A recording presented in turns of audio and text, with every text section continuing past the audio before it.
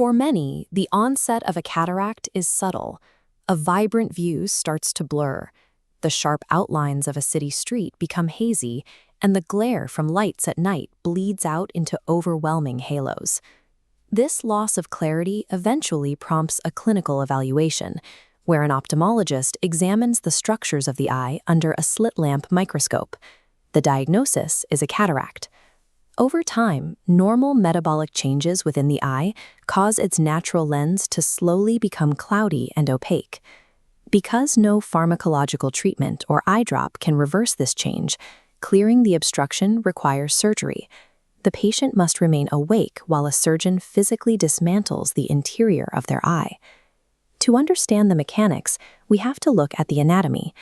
A healthy human lens sits just behind the iris. Its purpose is to bend incoming light rays, focusing them perfectly onto a single point at the back of the retina. A cataract disrupts this physics. The clouded lens fibers act as a physical barrier, randomly scattering the incoming light and preventing it from reaching the retina. Left untreated, this physical obstruction thickens. It continuously degrades visual acuity, preventing the patient from performing routine tasks and slowly eroding their independence.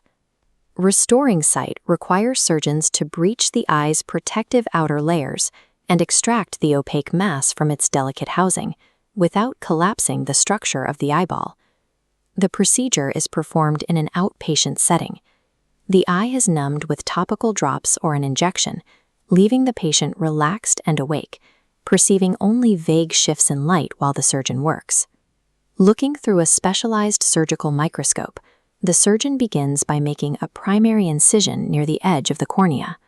This opening is only 2 to 3 millimeters wide. The incision is cut with a stepped 3-phase geometry. This precise zigzag shape effectively turns the entry point into a one-way valve that can seal itself.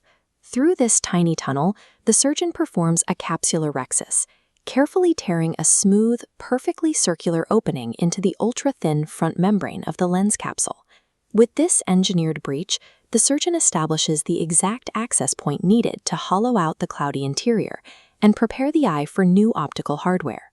The primary method for removing the cataract is a technique called phacoemulsification. The surgeon inserts a microscopic titanium probe that vibrates at 40,000 Hz. This ultrasonic energy shatters the hardened lens nucleus, emulsifying it into tiny fragments. Simultaneously, a coaxial tube vacuums out the broken pieces, while a steady flow of buffered saline solution is pumped into the eye to maintain its internal pressure and shape. Once the dense nucleus is gone, the softer outer cortical layer is aspirated away. The remaining epithelial cells are polished off, leaving the original capsular bag completely empty, yet entirely intact. High-frequency ultrasonic vibration and calculated fluid dynamics work together to safely extract a hardened mass from inside a fragile biological membrane. The empty capsular bag is now ready to receive its replacement, a clear synthetic implant called an intraocular lens, or IOL. These lenses are crafted from flexible acrylic or silicone. They feature a central optic designed to perfectly refract light, flanked by flexible structural arms that hold the implant in place. To fit through the microincision, the IOL is tightly rolled into a specialized injector. It is pushed through the corneal tunnel and into the capsule, where it slowly unfolds and locks into its permanent position. The exact refractive power of the implant is calculated prior to surgery. Options range from standard monofocal lenses for distance vision to toric IOLs specifically designed to correct astigmatism. In a matter of minutes, the degraded biological lens is extracted and swapped for an engineered synthetic implant, instantly restoring the eye's capacity to focus. As the surgical instruments are withdrawn, the procedure concludes. The normal internal fluid pressure of the eye pushes the faces of the stepped corneal incision together, sealing the wound automatically without the need for stitches. A protective shield may be placed over the eye. To manage the body's natural healing response, the patient is prescribed topical antibiotic and anti-inflammatory drops to prevent infection and reduce swelling. Most patients experience clear improvements in their vision within a few days, even though full biological healing of the tissue takes about 4 to 6 weeks.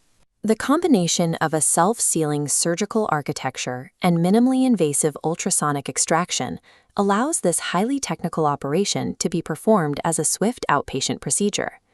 While cataract surgery successfully restores useful vision in well over 90% of operations, it remains an invasive procedure with inherent risks.